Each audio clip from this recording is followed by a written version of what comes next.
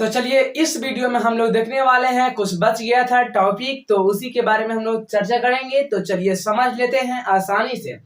देखिए यहाँ पे अब हम पढ़ने वाले हैं कि जैसे देखिए एक अपरिमेय संख्या का ऋण, मतलब अपरिमेय संख्या में से यदि हम अपरिमेय संख्या को घटाएंगे तो हमेशा अपरिमेय संख्या ही प्राप्त होगा।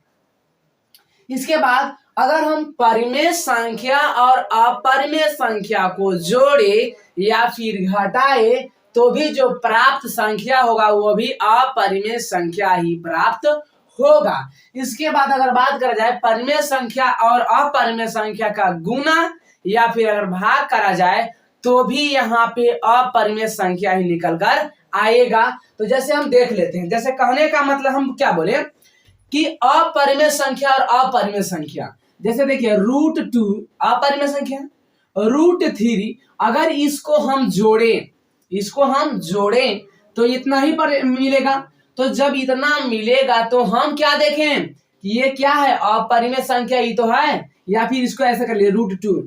तो एक √2 और एक √2 मिल के हुआ 2√2, ठीक है। तो जो 2√2 हुआ ये क्या है, क्या ये इसको हम परिमेय संख्या कहेंगे? नहीं, ये अपरिमेय संख्या है, ठीक है। अब इसी के बाद हम देखते हैं, अगर घटाएंगे जैसे √5 माइनस √2 तो क्या निकला यहाँ पे, ये अपरिमेय संख्या ही तो है। इसी प्रकार से अगर हम √2 और √3 में जब हम गुना कर रहे हैं, √2 और √3 में, तब हम क्या देखें कि अपरिमेय ही आएगा। लेकिन यहाँ पे ध्यान रखना कि एक परिमेय और एक अपरिमेय। जैसे मान लेते कि अगर यहाँ पे √2 और √2 अगर करें तो 2 दूना के 4 यहाँ पे हो जाएगा अपरिमेय संख्या, नहीं परिमेय संख्या हो जाएगा। तो यहाँ पे कहा गया है कि परिमेय संख्या और अपरिमेय संख्या, मतलब परिमेय एगो परिमेय रह दीजिए और एगो रहने दीजिए अपरिमेय। तो अब हम देखेंगे 3 और √2 में गुना करेंगे तो 3√2, तो ये क्या मिला यहाँ पे मिल गया परिमेय संख्या। ये परिमेय संख्या है? नहीं, ये अपरिमेय संख्या है। इसी प्रकार से तो इसीलिए हम कहें कि अगर दो अपरिमेय संख्या को यदि जोड़ा जाए तो हमेशा अपरिमेय संख्या ही आएगा, और यदि एक परिमेय संख्या और एक अपरिमेय संख्या को अगर घटाया जाए तो हमेशा अपरिमेय संख्या आता है। अगर एक परिमेय संख्या और एक अपरिमेय संख्या को गुना करा जाए या फिर भाग दिया जाए तो हमेशा अपरिमेय संख्या ही आता है। इसको सिद्ध किया जाएगा अगले वीडियो में। तो यहाँ पे देखते हैं, किसी भिन्न संख्या का हर का खंड 2 के पावर n गुने 5 के पावर m या 2 के पावर n या 5 के पावर m हो तो उसका दशमलव प्रसार हमेशा शांत होता है। जैसे सवाल में VVI क्वेश्चन पूछता है ऑब्जेक्टिव में कि निम्न का दशमलव प्रसार बतावें, क्या होगा, शांत होगा या फिर अशांत होगा। तो देखिए सिंपल सी बात है, यहाँ पे हम क्या करेंगे, जैसे देखिए यहाँ पे हम लिख रहे हैं, यहाँ पे 5/18 5/18 लिख दिए। इसके बाद हम लिख दिए 5/27 लिख दिए, ठीक है। इसके बाद लिख दिए 120 लिख दिए, 7/120 लिख दिए। तब हम देखें कौन शांत होगा और कौन अशांत होगा, इसको हम देखने वाले हैं।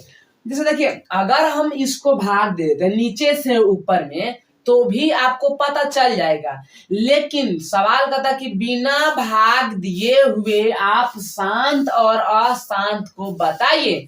तो चलिए हम देखते हैं इसको।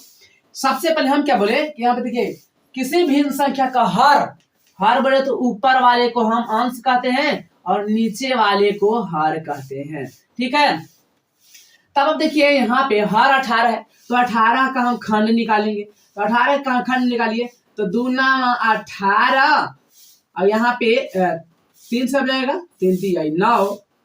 तब हम क्या देख रहे हैं, इसका खंड जो हुआ 2 × 3 के 3 2 यानी कि 3 के स्क्वायर।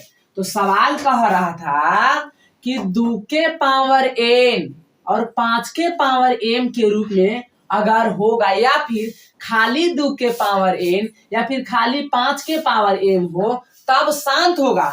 लेकिन अगर 2 गुने 5 के अलावे अगर और कोई संख्या अगर आ जाता है तो वह अशांत कहलाता है। जैसे अब हम यहाँ पे देखते हैं तो देखिए 2 तो यहाँ पे ठीक है, ये जो 2 है ये सही है, लेकिन 2 खाली अगर 2 रहता तब वो काम होता, खाली 5 रहता तब वो होता शांत। लेकिन 2 और 5 के अलावे अगर कोई संख्या आ गया, जैसे देखिए 2 और 5 के अलावे क्या आ गया 3, तो डायरेक्ट हम कहेंगे कि क्या है अशांत है। क्या कहेंगे इसको? अशांत कहेंगे। ठीक है। अब भाग दे के भी देख सकते हैं। जैसे देखिए 18 यहाँ पे भाग देंगे 0.18 चौक 38 54 18 दूना 36 4 यहाँ पे बचेगा कितना बच जाएगा 4 में से 3 1 दशमलव दिया हुआ है तो यहाँ पे हम आसानी से 0 उतार सकते हैं। यानी कुल मिला के अगर भाग दीजिएगा तो इसका दशमलव प्रसार जो होगा अशांत हो जाएगा। आप देख सकते हैं। देखिए अब इसको हम पढ़ते हैं 5 बटा के 23, तो 23 का अगर हम खंड करें तो 23 गुने 1 तो सवाल कर रहा था कि 2 खाली अगर 2 रहेगा तब वो शांत, खाली 5 रहेगा तब वो शांत, 2 के पावर 5 रहेगा और 5 के पावर 2 रहेगा तब वो शांत, 2 के पावर 2 रहेगा और 5 के पावर 5 रहेगा तब वो शांत। लेकिन 2 और 5 के अलावे अगर कौनो आ गया, कोई भी संख्या अगर आ जाता है तो उसको डायरेक्ट हम कहेंगे अशांत। तो जाहिर सी बात है क्या हो जाए अशांत हो जाएगा। इसी प्रकार से 120 है, वहां पे 120 है तो 120 को हम खंड कर लेते हैं फटाफट। देखिए यानी कि 60 दुना के 20 2 30 दुना के 60 2 15 दुना के 30, यहाँ पे 3 5 के 15 5 एकम 5। तो देखिए ये भी कुछ होगा, यह भी शांत नहीं कहलाएगा, यह भी अशांत कहलाएगा। क्योंकि 2 का गो है 2 1 2 3 गो है और 3 का गो है 1 गो और 5 का गो है 1 गो। तो देखिए 2 है ठीक है, 5 है ठीक है, लेकिन 2 और 5 के अलावे क्या आ गया 3 आ गया तो यह काम खराब कर दिया, इसीलिए यह भी क्या हो गया अशांत हो गया। तब कहिए कि शांत कैसे होगा? तो देखिए शांत कैसे होगा। जैसे मान लेते हैं 18 बटा में यहाँ 50 लिख देते हैं, 18 बटा में 50, तो 50 की खंड कर लीजिए। 50 को यदि आप तोड़िएगा ना तो 2 से 25 दूना 50, 5 से 5 5 25। ठीक है, यानी कि यहाँ पे हम क्या देखें कि 2 1 है लेकिन 5 का है 2 गो। तो सवाल यहाँ पे कहता है कि 2 चाहे कयो गो रहे, 5 चाहे कयो रहे, लेकिन और चाहे 5 अकेलू रहे 2 अकेलू रहे तब वो शांत हो जाएगा। और 2 और 5 के अलावे कोई है नहीं ना, तो इसलिए क्या हो जाएगा शांत हो जाएगा। तो आपको समझ में आ गया होगा। यानी कि जिस यदि कोई भीन दिया गया हो और उस भीन के हर का अगर खंड करते हैं और 2 गुने 5 के रूप में या फिर खाली 2 या फिर खाली 5 के रूप में अगर आ जाता है तो शांत कहलाएगा। लेकिन 2 और 5 के अलावे अगर कोई संख्या आ जाता है तो अशांत कहलाएगा। समझ में आ गया होगा। देखिए अब यहाँ जो अगला जो यहाँ पे थ्योरी दिख रहा है कि कोई संख्या शून्य पर तभी समाप्त होगा जब उसका खंड 2 गुने 5 के रूप का होगा। जैसे अब यहाँ पे देखिए सवाल कभी कभी इस प्रकार से आएगा, जैसे देखिए सवाल आएगा इस प्रकार से कि 6 के पावर n और कहेगा कि क्या यह अगर n के जगह पर हम कोई भी प्राकृतिक संख्या अगर रख देते हैं तो क्या 6 0 आएगा, 0 पर समाप्त होगा। जैसे कहने का मतलब देखिए, जैसे यहाँ पे देखते हैं n के जगह पर 0 रख दीजिए, 0 तो खैर प्राकृतिक संख्या है ही नहीं, 1 रखिए तो 6 के पावर अगर 1 रखेंगे तो 6 कम 6, 2 रखिए तो 2 रखेंगे तो 6 गुने 6 क्या हुआ 6 6 36, 3 रखेंगे तो 6 गुने 6 यानी कि 6 6 36 6 216। तो हम यहाँ पे देख रहे हैं, यहाँ पे कहने का मतलब क्या है कि अंत में शून्य, जैसे देखिए यहाँ पे अंत में क्या है 6 है, 0 तो नहीं है, यहाँ पे अंत में क्या है 6 है, 0 तो नहीं है, यहाँ पे अंत पे 6 है, 0 तो नहीं है। तो सवाल कह रहा है कि n के ऐसा कौची मान रखे, n के जगह पर ऐसा कौन अंक रख देवे, कौन संख्या रख देवे जिसको रखने पर लास्ट में कौची आ जाए 0 आ जाए। तो इसको ही निकालने के लिए आपको इतना झंझट नहीं करना पड़ेगा। क्यों ऐसा, कब तक आप ऐसे गुना करिएगा कि 4 रखेंगे फिर 5 रखेंगे, जिंदगी खत्म हो जाएगा। तो इसको सुधारने के लिए, इसको आसान करने के लिए यहाँ पे लगाया गया है कि अगर देखिए जो संख्या दिया है उसको हम खंड करेंगे। जैसे 6 है तो 6 को यदि हम खंड करेंगे तो 2 गुने 3। तो यहाँ पे सवाल है कि अगर 2 और 5 के रूप में अगर रहा तो हम कह सकते हैं कि कौची है, 0 पर समाप्त होगा, अन्यथा नहीं होगा।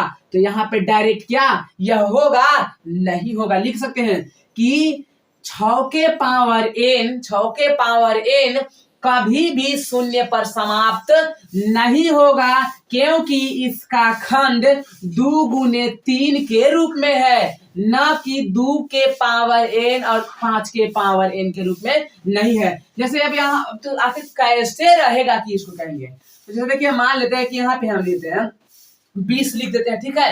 क्या लिख दिए, 20 लिख दिए। अब 20 के पावर n अगर रहे तो क्या 20 के पावर n क्या 0 पर समाप्त हो सकता है? जी हाँ, एकदम हो सकता है। जैसे अगर हम n के जगह पर 1 रखेंगे तो क्या देखेंगे, 20 एकम 20, 2 रखेंगे तो 20 गुने 20 बराबर 400। तब हम क्या देख रहे हैं, अंत में क्या आ रहा है, 0, अंत में 0 आ रहा है। यानी कि 20 के पावर n जो होगा, यानी कि कहने का मतलब है कि 0 पर समाप्त होगा।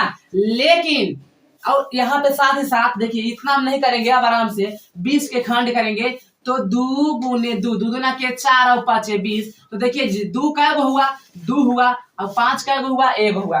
तो इसका मतलब यहाँ पे है जो 2 के पावर n देख रहे हैं, 5 के पावर n का मतलब है कि 2 कयोग रह सकता है। ये कोई जरूरी नहीं है कि 2 जितना है उतना ही 5 रहेगा, ऐसा बात नहीं है। ऐसा रह भी सकता है और ऐसा नहीं भी रह सकता है। यानी कि अगर 2 2 को हुआ तो ये कोई जरूरी नहीं है कि 5 भी 2 को होना चाहिए। 5 1 को रह गया तो काम चल गया। तो आपको समझ में आ गया होगा। अब हम देखते हैं अगला जो यहाँ पे इस प्रकार से है। देखिए बोल रहा है कि a बराबर अगर दिया जाए, a बराबर 2m या फिर ऐसे रहे 2m प्लस 1 रहे, तो इसका मतलब होता है कि जो 2 है ना वो इसको क्या करेगा, विभाज्य करेगा। कैसे करेगा, क्योंकि देखिए हम जानते हैं फार्मूला यूक्लिड विभाजन एल्गोरिथम से कि a बराबर बी क्यू प्लस आर, जानते हैं ना। तो एक यानी कि a के जगह पे ये है, लेकिन b के जगह पे क्या है, 2 है, और यहाँ पे क्यू और बड़ा प्लस में आर के जगह पे कुछ भी नहीं है, कुछ भी नहीं है, तबे तो यहाँ कुछ भी नहीं है, यानी कि हम 0 लिख सकते हैं। यानी कि यहाँ पे शेषफल क्या है, 0 है। तो इसको हम कह सकते हैं कि ये जो 2 है a को काटेगा। तो इसीलिए यहाँ पे लिखा गया कि अगर a बराबर 2m या 2m प्लस 1 के रूप में अगर दिया रहे तो इसका मतलब होता है कि a को 2 विभाजित कर सकता है।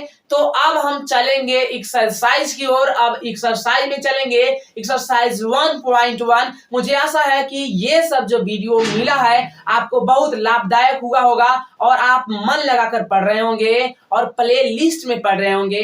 तो मिलते हैं अगले वीडियो में, तब तक के लिए take care and bye bye.